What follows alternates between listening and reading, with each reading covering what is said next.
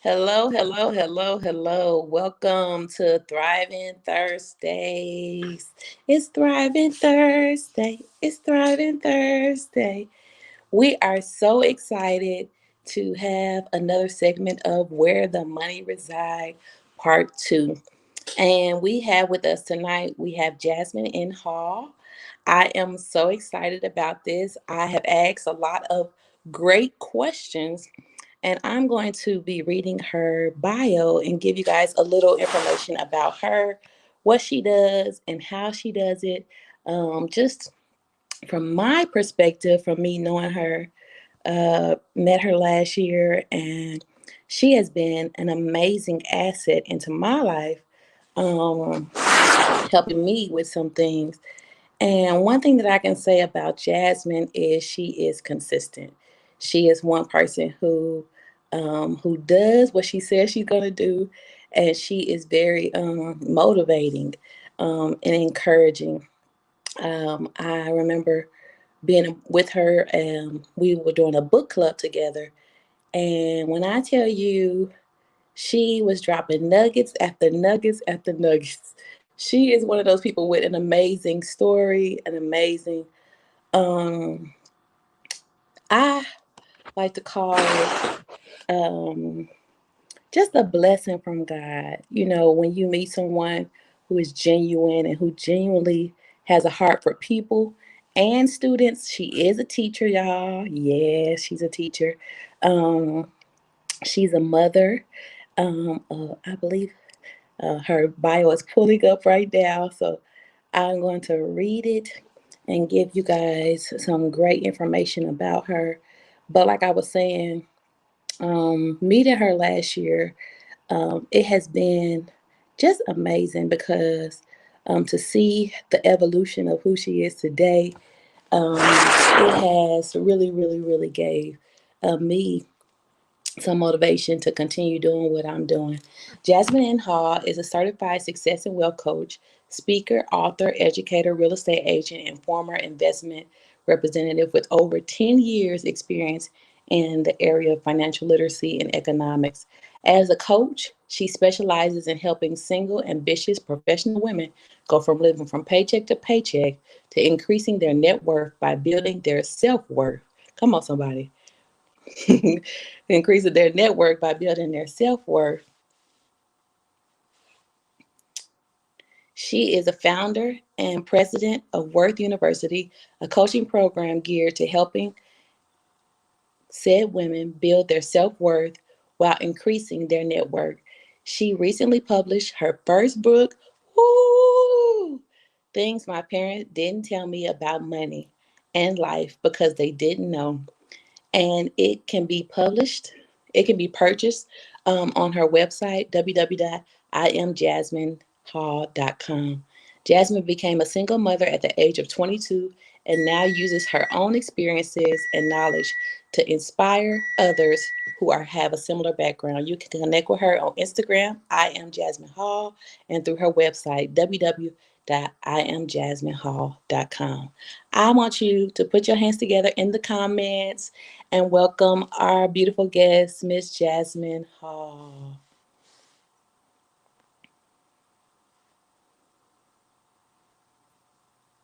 Hey, Hey, thank girl. you. Hey, thank you so much for that warm welcome. I love it. You made me feel so good and special hearing that from you. If I can just take a moment, just say it's been a blessing. You've been a blessing in my life as well. So, and I know not only my life and so many others' life. So please keep doing what you're doing, Drea. So we appreciate you. So I'm happy to be here. We are happy to have you, and we're going to let you go ahead and take it over. Oh, I done took her out. Hold on, y'all.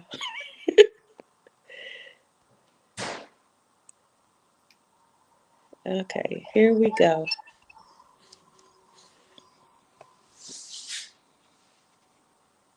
All right. So hold on one second. I'm having trouble with my. All right. So again, everybody, my name is Jasmine Hall, and as a success and wealth coach, I help Single, ambitious, professional women build their self worth and increase their net worth. I've been a teacher for 10 years. I use this opportunity to, really touch the lives of young individuals. I teach economics, high school economics. And like I said, it's just been a pleasure, just really touching those lives of my students.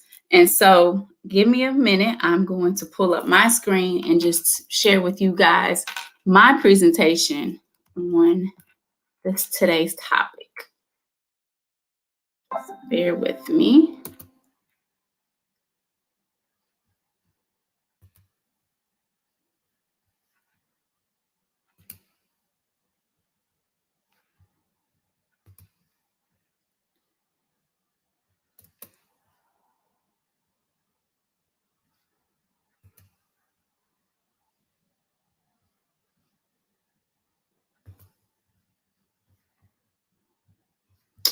Hold on one second, y'all. So in the meanwhile, if anybody has any questions, like I said, primarily a lot of times people ask me questions about how to, what's some ways to build a budget. And honestly, I like talking about budgets, but it's always on a case by case basis on what works for people. So, like I said, anytime if you have any questions, feel free to ask. Hold on one second. Now my internet wants to act up.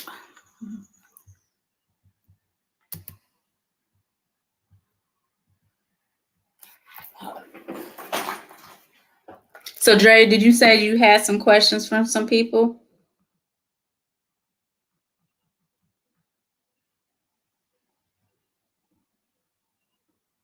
Yes, we have lots of questions. Okay, well go ahead. And while my stuff is pulling up, I can definitely answer some of those.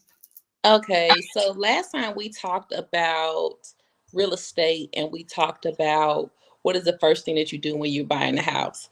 We also talked about how to build your credit and some ways to build your credit.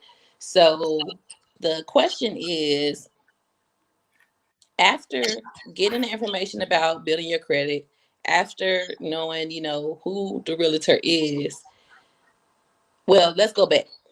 That's the question. How do you pick a realtor and how do you know this person fits for you? So with being a realtor, a real estate agent, most people, I'm being 100%, most people when they're getting a realtor, they may go to somebody that um, they know personally. I'll just share my experience.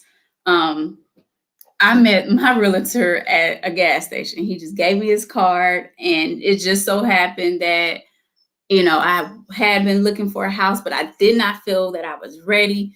And then I think it was right after my birthday. So I was like, well, why not? And honestly, well, most people, some people, I would say probably about 20% of people, when they're looking for a house, they're like, okay, yes, I'm ready. But most of the time, some people are like, well, I'm going to just try it out. And that's exactly what happened to me. I was like, well, I guess I got I don't know. Let's see what happens. And so, we did the process. So I met with him. And I'll be honest, when you do seek a realtor, and this is just a personal opinion from being an agent as well as being a client, you have to be prepared to go with it. Don't tell them, say, hey, I'm looking for a house, but then get scared and get cold feet when it's time to start processing the paperwork and getting your pre-approval. But one thing, once you do have somebody, and honestly, I think you should interview, your realtor. There, definitely questions you should ask, like, if you want to know their experience, you can. But really, sometimes experiences does not necessarily dictate everything. Sometimes it's just that rapport that you have built between them. So, but definitely interview, try some. Don't until a lot of people think that once you gotten a pre-approval, you're set with them. But you're not really set with them until you complete, the paperwork, the contract to say that they are your realtor. But I will say that that's one big takeaway. I say, once you get your pre-approval, I mean, and here's a couple things you can do. You could either get your pre-approval first on your own. You don't have to have a realtor, a real estate agent to get a pre-approval. You can go through your bank. If you have, one thing I would possibly suggest, if you're with a credit union, especially, try them out. Say, hey, I'm just curious. Now it is a hit on your credit score, so keep that in mind. And then most pre-approvals or pre-qualifications last about 60 days. So in case you're not thinking about buying one, it's going to go away. So you're going to take a couple hits if you're not ready. So you can do that and then go to a realtor. Or if you do have a realtor, that's going to probably be the next step that they tell you is get a pre-approval so we can see how much you actually are qualified for. So that's what I would suggest doing. Okay. So we did have one more question about how to prepare your credit for purchasing your first home. Which items should you pay off first? So that's a tricky question. And the reason why I would say that, because I'm not a lender, but sometimes if you work with a lender, if you go through a real estate agent first, they may have some preferred lenders who can tell you, they can pull it themselves and say, hey, you may want to pay this off. You may want to pay this off, because sometimes if you pay certain things off, it can restart. Like let's say if you had a bill that you owe $5,000 and you're going to be making payments on, that's going to restart that process. So you got to be mindful of that. But if there's something like, like let's say, and everybody has different thoughts on this, but let's say if you had an old T-Mobile bill, that's $200, that's in collections. Yeah, that's something you can pay off. But just definitely make sure you're paying everything on time if you have credit cards. And once you're getting through that process and you're actually put an offer on a house and they've accepted the offer, they're going to go through with a fine tooth and nail to see what's on your credit, and they're going to ask. Also, one thing that I will say, a lot of us have student loans. Make sure you're paying those on time. I know a lot of us, including myself, were on deferment, forbearance, whatever, with the government, and that's okay. But you may want to still, you may even want to start a little earlier, but that's something that you may want to ask the lender themselves to see. That's good. Fabiana, how you doing today?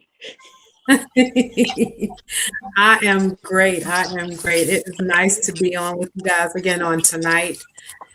There are so many things that we can talk about and discuss when it comes to, I think one of the things where what's the most important thing that you need to eliminate off your credit to get your scores up? That's a great question. To get your credit, like a lot of people don't realize, the makeup of your credit. Most of it is paying your bills on time. So, and I'll be honest, once you make a missed payment, it's hard to come off. But really, those charge-offs, those are like the charge-off, and when you have stuff in collection, those really will make or break your credit score. And I'm use myself as an example. I'm very transparent. Now I will say I wasn't always that, but I know my own journey, and I will definitely share a little more about that in a little bit. But my own journey has provided me the opportunity to help other people. But for example, about a couple years ago, I was so headstrong on not paying a T-Mobile. That's why T-Mobile popped up earlier. Because I switched from T-Mobile to Sprint, and I was like, I'm not paying this bill. I was so upset, but eventually I paid it off. And I think it was like $200, almost $300. So I paid it off. And the first thing that before I paid it off, here's a little tidbit. contact the collection agency. You should have a letter of some sort, and ask them, is this bill active? Or even before that, sometimes dispute stuff. Like a lot of people, when you go and you pay people to do your credit, all they're doing is disputing it. So I would go on before you even pay anything off, dispute it on TransUnion, Experian, Equifax, dispute it and see what stands, and then go from there. Because some stuff, if they cannot prove that that bill is yours, then you don't pay it. So then call the credit agency or the creditor and ask them about the bill. And honestly, like I always say, look, this is what I got. And don't, we'll see what they're willing to settle, and then tell them like, look, I can do today this amount of money, and see if they settle. They will, of course, if you're willing to pay the whole amount, they will. But 9 times out of 10, they will settle usually about 80% of that cost. So definitely. And then even if you do pay less, that's not going, I mean, it's already been on your credit. So it's not really going to hinder you if you don't pay the full amount. So always try to reduce it as much as possible and then pay it. One of the things that people forget, or they think that medical bills are not important to pay. So they'll make them go to the ER. It's very important. If you don't have your own insurance through your employer, you need to get your own insurance, because that's what I did. In order to take the biggest portion of your medical bills off, because you run it up and it goes to med credit, and then it's going to mess up your credit if you're trying to purchase. Exactly. And that's a good point. I'm glad you brought that up, because a lot of times, even when people are getting homes, that will probably be a bill that they may say to go ahead and take care of. But a lot of people don't. And when anytime, and I say this because I help my mom out, and she, she's older, but when you go to the doctor and some of those bills don't get paid, before you allow it to go to your credit and not paid at all, contact them and see if they can do an arrangement, if they can do a hardship. Like I always tell anybody, contact the hospital and say, hey, I'm just not in a position to really pay. What can we work out? But medical bills are a big deal too. And some people think, I can just let them go to collection. No, don't do that, because you never know. Because some, like in Georgia, based on where you live, if you live in a city, you may get a little more assistance, but they do have assistance to help people with medical, bills who can't afford them. So take advantage of it. And then if at that point you cannot, if it's not something that's feasible, see if it's a payment plan.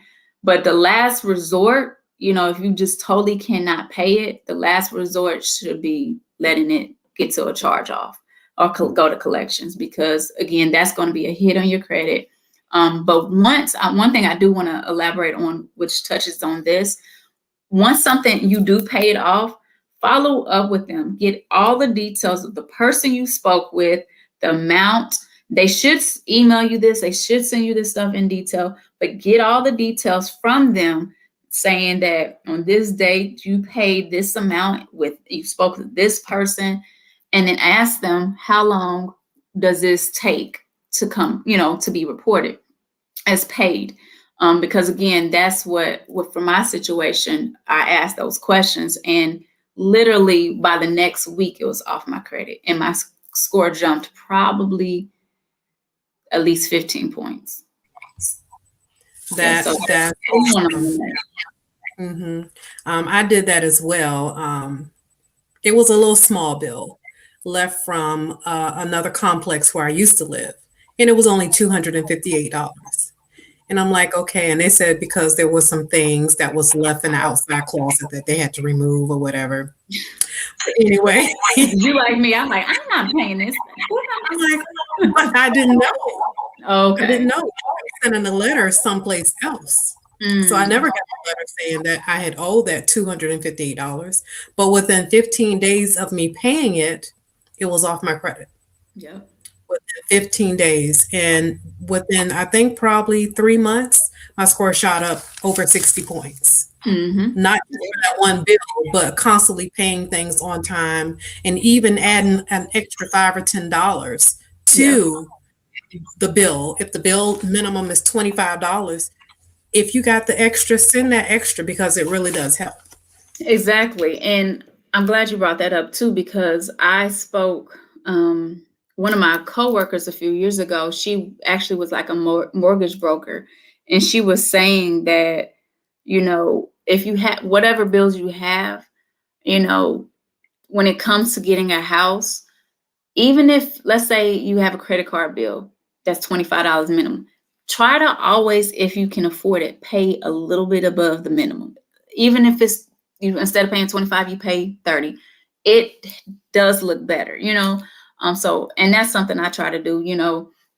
A lot of us, we can't, finagle certain things, but at least pay, even if it's $2, $3. Just try not, don't always rely on the minimum, because anything above the sometimes the minimum can help with your interests and stuff like that.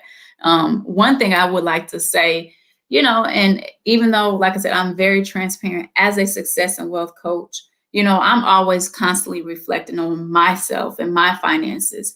And what I'm doing right now is an overhaul of my bills, my expenses, because one thing about where I am now is my mindset has shifted substantially. I'm recently started doing some things in my house. And I'm a brag a little bit because I'm very proud. So, I, painted my mom used to live with me. She has her own place now. And so, I'm in my office, I'm still decorating. But I painted, I painted my downstairs living room. So if you guys follow me on Instagram, you will see the details. I'm still working on some stuff. But my biggest accomplishment with this is that my daughter and I, and my son, we pulled up the carpet and we laid down the laminate ourselves. So we did some DIY. And I say all that to say, because for years, like I've been a homeowner for 6 years, and I had never really done any work on my home.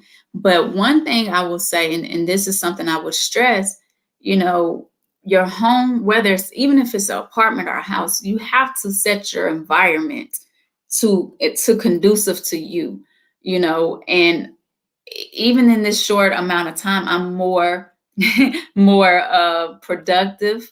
I feel better. Your environment is a reflection of your situation and who you are. So definitely, do that. Invest in yourself, invest in your home, invest in your space. And whether it's going to Marshalls and buying a $20 table, because I was that person who, when my mindset wasn't ready, I was always like this. I was scared to spend money because I'm tired. I'm living paycheck to paycheck. But I will say this: once I started to release those limited beliefs, out of my mindset, everything started to happen. Everything started to fall into place. So I hope that was a message for somebody, because trust me, exactly. You have to position yourself to invest in you, invest in your space. It makes all the difference. Give me 1 second, I'm about to turn my light on. It's getting This dark. is so good. I am so excited about the information that you had just gave us, because a lot of times I think there's a lot of homeowners who, like you, they've been in their homes and they haven't done the things to make the home a home. Mhm. And you guys put in like your own hard work into it. It makes even, kind of like give your children it gives your children an even better feel for like this is ours too. So it kind of makes them feel a part as well. I really really like this conversation, but I also want to ask you some questions about investing. We did talk about that last time a little, as well. The number one question, of course, is what should we invest in and why? And then another question, I'm gonna give you two at one time. Another question is, on your own investment journey, how how did you make the switch in your mind? Like, how did you change your mindset from, okay, I'm going to put my money in the bank, or I'm going to actually invest it in a product, or I'm actually going to invest it in something? How did you switch? So I hope I can remember both. So I'm gonna start with what should you invest in? Honestly, that is a personal preference. But just to get started, um, and I tell this to everybody, even if you feel like you can't afford it, start with something, whether it's $25. If you have a job, take that, get in the habit of taking that $25 out of your paycheck automatically and at least putting it to your emergency fund. That's the first thing I will say, because most of us do not have emergency funds. And what I mean by emergency funds, that's something that you can pull away from if your car breaks down. You need to get a new battery, you need to get a new tire, something happens to the home. And not to go back to the home ownership aspect, but especially as a homeowner, which I'm probably going to do a presentation or live myself about this, but that's the one thing that we don't expect. You know what I'm saying? We don't save to expect something to happen. So at least start with $25, putting it into an emergency fund. Then from there, I would say, okay, once you get in the groove of things, then look into some other ways to start investing. Investing, I think, for most of us, who are millennials or I think it's Gen X, we're kind of open to it, but there are still some people who are like, I'm not sure. But we have to start something. We have to invest in something. So it's a lot. There's Stash, there's Acorns, Stash. For years, I was putting $10 a week. And here's the thing. A lot of us we're in our mind, we're afraid of missing. Oh, I can't afford to put this money into this because I need every dime that I have. But what I noticed when I started to do that, I wasn't missing anything. I was fine with and without it. And if I could just hammer one thing in that from anything that you heard from me today, definitely, know your money, know your finances. But oftentimes we need to stop saying to ourselves that we can't do something, whether it's getting our nails done, getting our hair done. We deserve to treat ourselves. And I say that because for years I would not pay to get my hair done. I would do it myself, and I'm just that type of person. I'm a DIY. I'll save money. That's just the mindset that I had. But finally, I said, you know what? I work hard. Let me start going to at least get my hair done, because keep in mind, I had 2 kids by myself. And so literally, I've been going to the same hairstylist for about 8 years. I'm not missing a beat. Nothing is wrong. I can, it makes a way. I'm able to afford that. So whatever, and I'm speaking to somebody today, whatever it is that you've been wanting to do for yourself, trust and believe. Now, I'm not saying don't pay a bill to do this, but I'm pretty sure there's somewhere in your budget or in your finances that you can afford, whether it's to afford to get a massage every month, whether it's to afford to get your hair done, your nail. Treat yourself, because we work hard. And, one of my friends had to tell me this: you work hard, you deserve it. So treat yourself. And sorry, my hair getting in my way, but, and that was my treat to myself, was to get my hair done. So that's another thing. Invest in yourself. Okay. So, because we'll invest in other things, but we don't invest in ourselves. So first thing, set up an emergency fund, at least minimally $25. Find something to invest in yourself. Or if, like I said, if you want to get your feet wet with investing into stocks and mutual funds, do something like Acorn, Stash, just to get used to it. And there's definitely other things. But one last thing I want to say, that I think a lot of us don't do enough is investing in our retirement, because we think, oh, with this 401k that our company has, or my teacher retirement, I'm going to be good. That's not always the case. You have to take it on your own to find out, the money that is being invested, is it going to be enough for me to survive once I retire? And honestly, 9 times out of 10, it's not. And that's something that I can definitely show people how to do, is to see, know your number, know what it's going to take for you to retire, and plan for that. And again, that'd probably be another class that I will do, just showing people, knowing what your number is to retire, and see if you have anything enough to cover it, so you can plan ahead. So I know that Awesome. was, Okay. We got to get one more question. You didn't answer the last question. I couldn't Is remember that one. So tell me that one again. how did you get the mindset to start investing? Gotcha. So for me,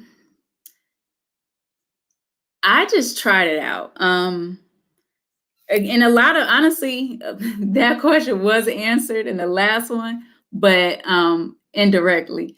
So for me, I was just at a place like, I hear everybody's investing, people are doing this, people are doing that, what about me? And so I started small, and like I said, and that was really my journey. I started first by taking $25 out of my paycheck, um to put in an account that I don't really touch, for my emergency fund. Then I started doing the stash, um, $10, because to me that's all I could afford. Then after that, once I started to learn and learn more about investing, and even got my investment license, I opened up my own retirement account, because that's something that we can, like I said, we cannot rely on our jobs to do that. They don't know how much we need. They're going to do what they need to do, and honestly, it's at their best interest. It's not really always about us. But another thing that I did, I wanted to plant seeds for my children, so I opened retirement accounts for them. And so once that I started, and like I said, I just started the $25. Now I'm at a place, like I mentioned earlier, where I'm reevaluating my finances to say, okay, I'm getting a return from my taxes. I need to know where this money's going to go. Where's that money going to reside? And so now I have shifted my mindset to expand to different things. But it all started with me just starting saving $25. Once I got comfortable with that, then I started to expand. So I hope that answered the question. Yes, it did, but I do want to dig a little deeper, Perfect. because a lot of times people don't think that they can invest with what they have because they're at a certain place in their mind. Um, and I think there had to be a point where you were like, and I guess because you said, our generation is more open to it, but there had to be a point where you were like, I want more. Like, what was that happened in your life where you're like, okay, I want more, I want to see more, I want to even show my kids more. How did you, you know, communicate to yourself and get to that next level, if that makes sense? It makes perfect sense.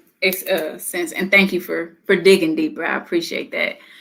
So that moment came to me one day. I was driving home from work, and it actually was in 2018, and I was like, not in tears, but I was like, I'm just tired, mentally drained. Like, I felt, what am I doing? Like, this is not my life. Why am I still struggling?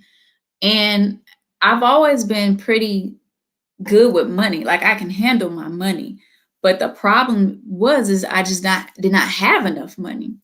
And so that's really when I said, you know what, Jasmine, I love teaching, but teaching does not pay me enough. So what do you have to do? You have to find ways to make more money. And so from then, that's when I started building businesses. I was with a company where I sold insurance, and that's where I got my license, my investment license. I did that for a couple years. But and if I can just, reflect a little bit, even though, with that I'm not with that company anymore or any longer, I look at all my journey, everything I've gone through from the time I moved to Georgia to now. And I'm so grateful. I've had some good times, I've had some stressful times. I won't say I've had bad times, because I've learned from a lot of things. So that's where it really, even now, has clicked to me. What I've gone through is not a bad thing. It's a blessing, because it's helped me learn, it's helped me grow, and it's helped put me in position where I am today. So really, just like I said, getting to that point, and I think a lot of us, and thank you for bringing this up, because you have to get to a point where you're tired of being sick and tired. And I know a lot of us, especially the ladies who are watching, and gentlemen, a lot of us invest in business, ideas. Exactly.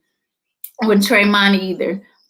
We invest in businesses and products and stuff like that. We spend $97 for a coaching program and never touch it, right? But one thing I've realized, that I I don't get upset when I don't do it, because I'm not ready. And I was just having a conversation with a friend of mine yesterday. We always say, "Oh, I wish I would have learned this earlier in life." But it wasn't meant for us to learn it earlier in life, because probably if we would have learned it earlier in life, we wouldn't be ready for it.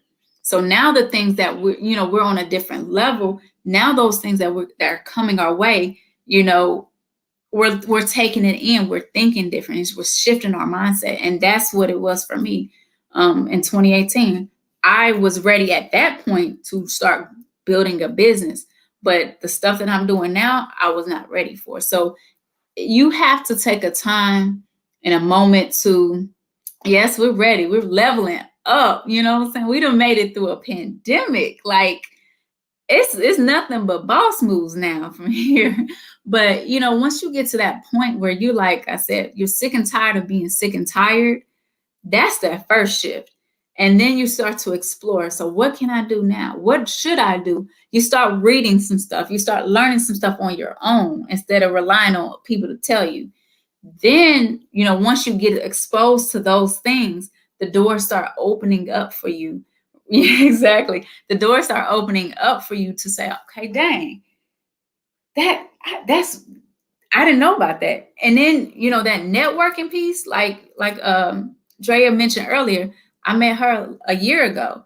I've met some amazing women during this pandemic, that had this pandemic not happened, I would not be in front of you guys right now, because this time last year, I was not confident in myself and my ability. I knew I had the information. I know I'm skillful, but I was not confident.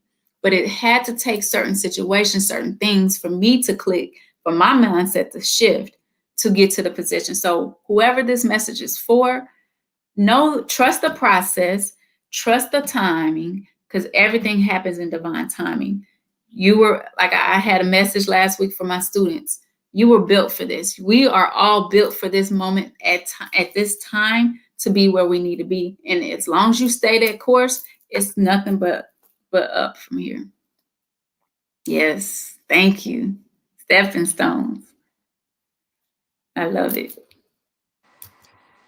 Okay, Bianna, you was about to say something. I think I had interrupted you. Go ahead. I was just asking her when she was speaking about um, investing. I never heard of Stash. I've heard of Acorns, but the other thing with the 401k, because you have an employer to take those things out of your check, can we start the 401k if we are self-employed? And where do we start? So you would have to, well, depend on your state. I may know somebody who could help you. Where are you located? I'm in Charlotte. I may have somebody for you. Yeah. So yes, there are self-employed 401k programs. Um, that's one thing, and also you can do a Roth IRA, and that's an individual retirement account. Those are really easy to start.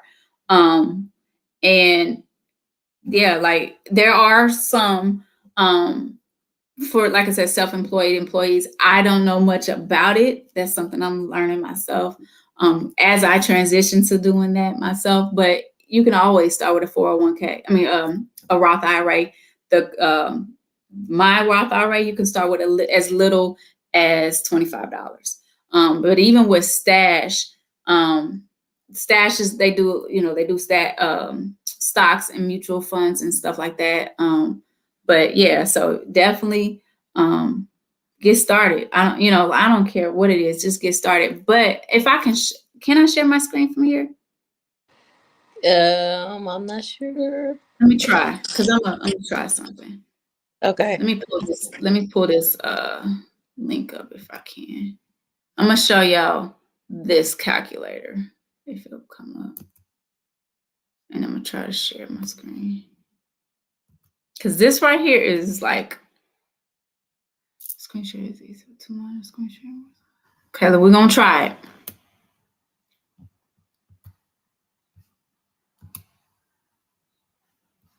Hold on. Okay, I think I got it. Can y'all see my screen? No, ma'am. Okay, that didn't work. Okay, let's try this again. If not, I'll drop it in the chat. But Okay. but this is life saving and eye opening. Let me try this one more time.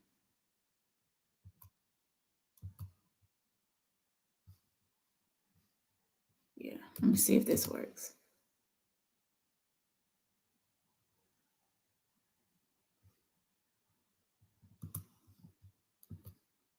Let me try one more time because we're saying y'all will hear yourselves. Can y'all see my screen? No? Okay.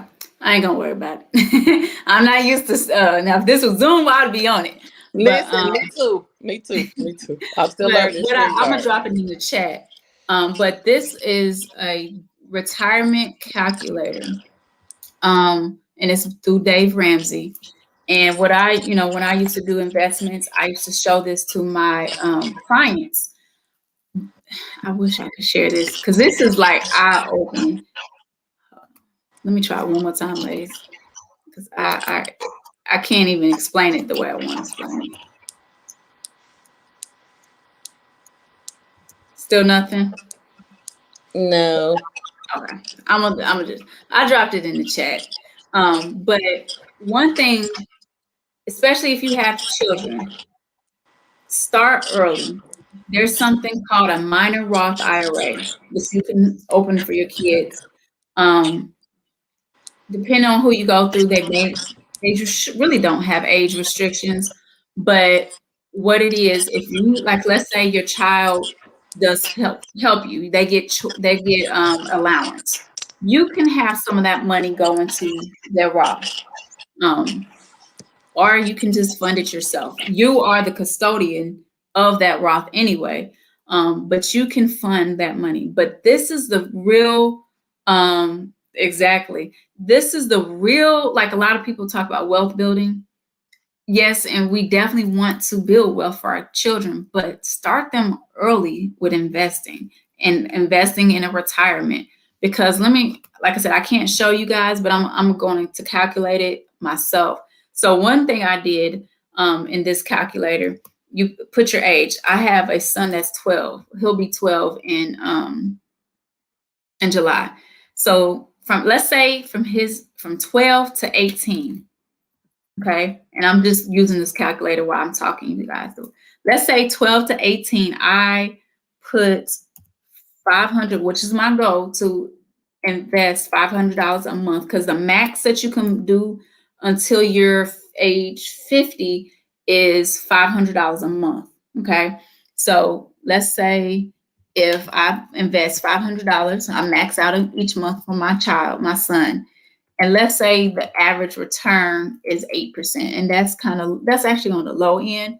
But from age 12 to 18, with me investing $500 a month, my son in his retirement account would have $46,012 from 12 to 18, right? With that, I contributed $36,000, and the money has grown. That money that I've invested has grown 10,000. So he has 46,000 in total. Okay. So let's say if my son from age 18 to 67, when he retires, he doesn't do anything. He just lets that money sit. Okay. 46. I'm just doing this calculator. So like I said, and I would definitely recommend anybody. This is like a hidden gem that a lot of us don't realize, and we don't know enough. When we think about investing, we always think stocks, but this is just another tool. So if my son takes that $46,000 that I contributed and let it sit in that account, let's say he doesn't contribute another dime. By the time he is 67, from age 18 to 67, 49 years, my son, that money, without investing another dime, that money will grow to $2.2 million at 8%. Like I said, and that's on the low end.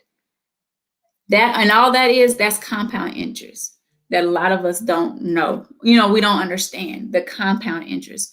But my son, I can position my son to have his own generational wealth. And like I said, $500, that's a stretch for people. I get it. And it's a stretch for me to be able to do it for myself, my son, and my daughter, because that's one of my goals is to monthly be able to max out on our Roths each month, $1,500. And so, sorry about the noise. It's my fax machine. But like I said, play around with that calculator, and even for yourself. See what it is if you start contributing, $200, what that can look like for you by the time you retire. Now, again, because we're older, it won't be that as high as that. But the key to retirement is starting early. The earlier you can get started, the better. Yep. So she did it. Yep. She did it. I wish I had another. I could have showed y'all that way, but yep, that $41,672.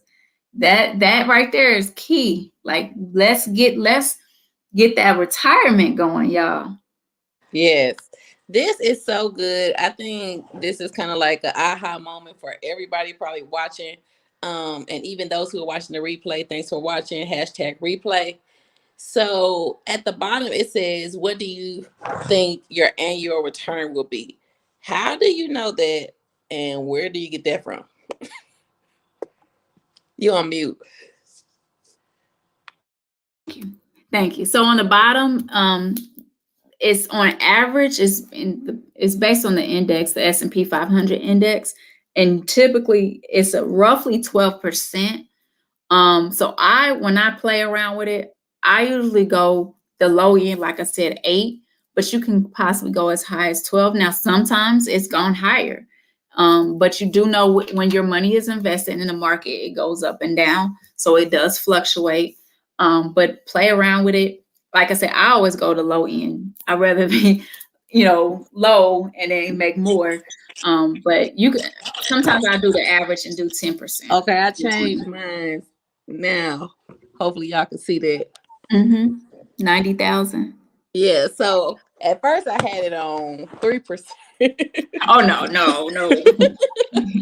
3% is a bond or CD. That's what you get on those. Okay. I would encourage everybody to click that link and put in your age and the year you plan to retire. And this to me is a better investment tool than doing it in a stock, because you're actually investing in yourself. So this right here is something that I think a lot of people don't do enough of, is plan for retirement. I'll be retiring in June, and yes, I'm excited.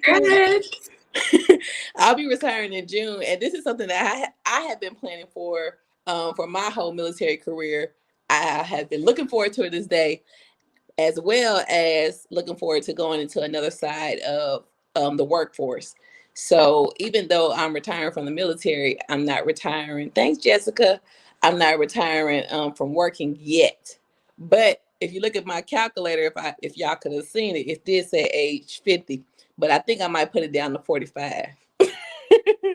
Thanks, Jenny. Um, But yeah, I mean, but that right there, you could always change it because that's your technically, yeah, on paper your retirement, but you may not need that money till you're 60. You know what I'm saying? So, but play around with it. Because this is your own retirement fund. So, because I plan to retire by 50 myself, but I know I'm not gonna really retire. I'm gonna still do something, but you know what I'm saying? So but just play around with it. But like I said, it's game changing, especially for our children. And that's one of um my focuses with my business too, is to eventually help show this to our kids, our high school students, our college students, because they need to know. Definitely, investing in stocks and stuff like that are definitely an option, but we don't take, like you said, we don't take an account of our retirement. And one thing why this speaks volumes for me is because my mom, for example, no one told her, or either one of my parents, the importance of retiring. They thought, oh, I got a 401k. Oh, back then, Social Security. Oh, I'm good. I got Social Security. But now, Social Security is barely enough to live, what people make on Social Security. So if they didn't have a pension, exactly, if they didn't have a pension on their own or something, it's a struggle. And I'm seeing that with so many of our parents and our older family members, is that they didn't save. So we have to create that change right now. Even though we lost the time for it to build, we got to start somewhere. So definitely start somewhere. And if anybody has any questions on that, want to be connected with somebody to help you with that, let me. I no longer have my license, but I definitely can, find somebody to help you. Awesome, awesome, awesome. As we wrap up and round up this discussion, which I have thoroughly enjoyed, and thank you so much for saying yes and coming back for the part two, which I think we have digged it as deep as we could, and I think it kind of helped me on some things that I have been thinking about. But my last question, and I'll let Fabian have her closing question as well. But what do you think about a family coming together and getting a loan to like have a family house? Is that something wise? Is that something you should probably shouldn't do? What is your thoughts on that? So when you say family, you're talking about like me, my sister, my cousins, Right. stuff like that. Definitely. I'm all for that. I would, if whenever doing that, I would form some type of business entity though. Just form an LLC. And make everybody within that, saying part of that. Because when you're doing it solely, hey, let's put this money, some people may not have their money right. And then, saying, but stress to them that, hey, what we're coming together is not about, we love each other, but this is business now. So if you don't do your part, I love you, but we gonna have to figure this out. If we ain't figured out amongst us, we may have to take it to court. So make sure that legally everything is checked off there. So have contracts, have, like I said, a business entity, and start an LLC to do that, and come together collectively that way. And you don't even have to necessarily to buy a house. You can do that the same method. If you want to start investing, exactly, have that protection, because yeah, you just never know how people So do what's the things. thing with the LLC? Is that just to have a blanket, or why are you saying LLC with as far as when you're So, going for a loan? well, for example, so when you go for a loan, exactly, legal conflicts, to avoid the legal conflicts. Also, now you're a business. So now with you doing it as a business, you can apply for business credit, because if you don't, let's say if you and I are doing it together and we're going on a loan, well, now we're pulling out personal credit. Why not put it in that business and have it applied to that business credit, and it's not touching our personal? And then let's say if something, worst case scenario, somebody gets sued, it's suing the business, not us. You are dropping gems, and I thank you. No problem. I mean, seriously, like now my whole, we're gonna make it, like my daughter and I, we want to start a business where we're That's doing great. investments with houses. Even though that's my daughter, we're gonna form a business because I want to. I mean, that's also something that I can pass down. It's her name is on it. I mean, there's other advantages to that as well. Like you could pay your children through the business, so it's a tax write off. It's so many things that you can do once you form a business entity. Wow, wow, wow, wow, wow. Um, you are the epitome of a self-proclaimed all around wellness and wealth coach. What you have given us here today has been a combination, and I shouldn't say self-proclaimed. Maybe I should say Andrea proclaimed. Andrea proclaimed, because I'm doing the proclamation. Yes, okay. So because I really see the wealth side of what you have given us, and also the wellness, and allowing yourself to become the bag, like you say so many times, and so many different things that I've been a part of. Is literally what we see manifested before our eyes.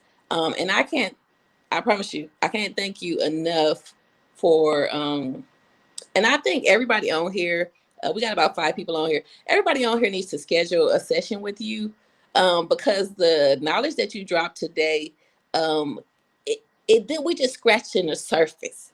So if you on here and you looking for a well coach, Jasmine Hall is the one you need, because if she just giving us just top of the shelf today, imagine what she can do for you individually, for you and your future businesses, for your family.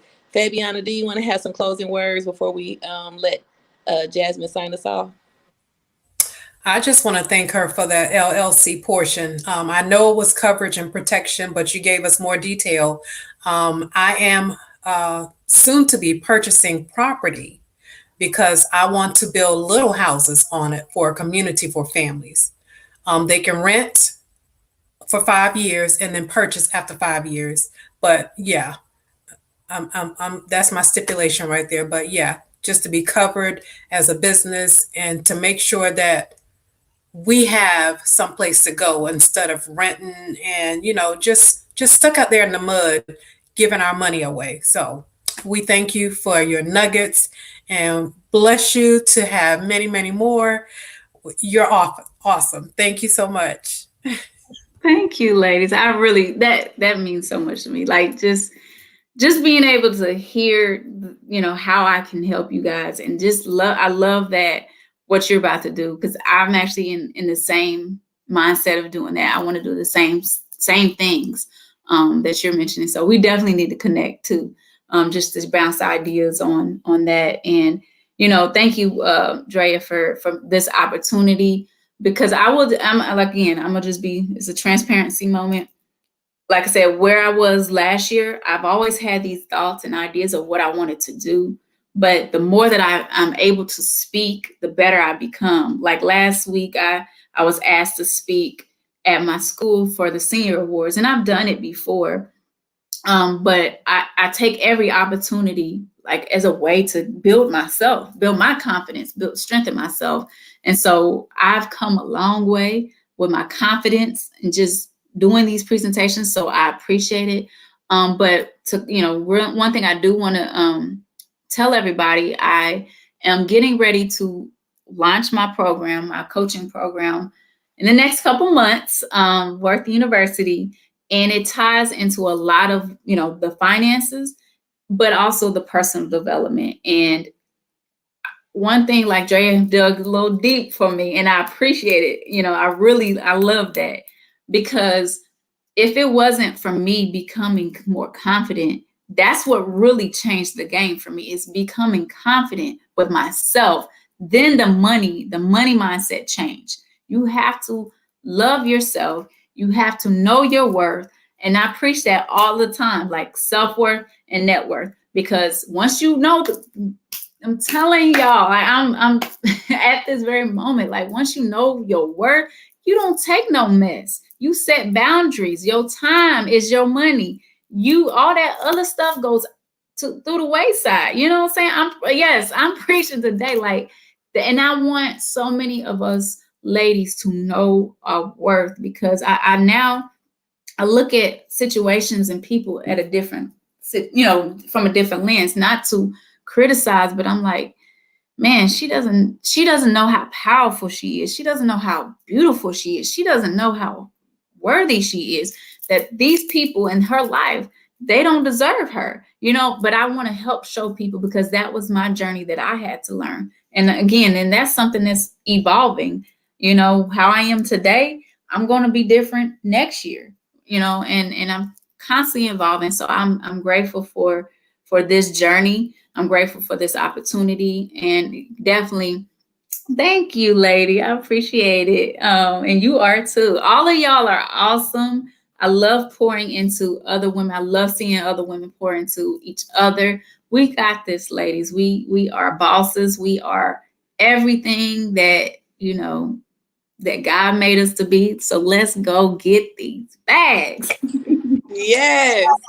So now tell us how we can reach you. I know I said it in your bio, but tell us one more time how we can reach you, and what's coming up Definitely. next, and how do we get your book? So perfect. So reach me, connect with me on IG. I am Jasmine Hall. Yes, she's up next.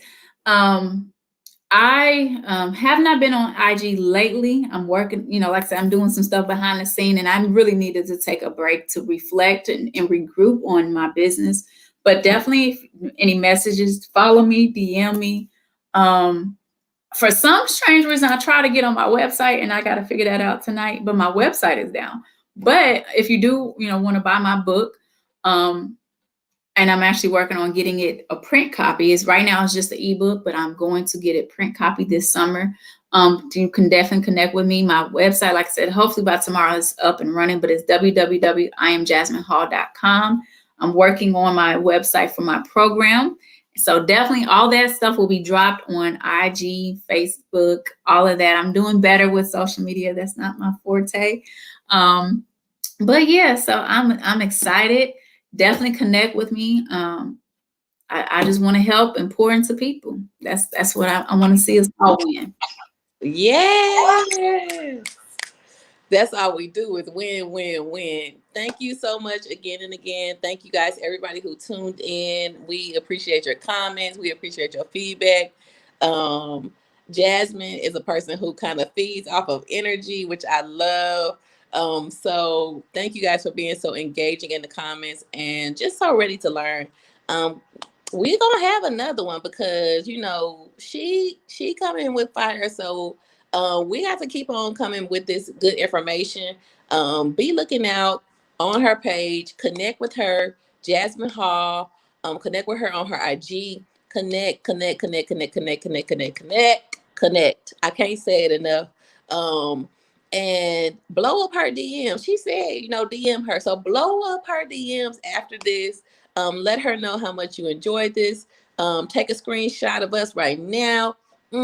Like that right there, and and post it on every social media outlet so people can know that this Thriving Thursday was thriving with Jasmine Hall. We'll see you next time in 2 weeks with an amazing, amazing surprise. So come back, come back, come back. See you guys later. Thank you. Y'all have a good night.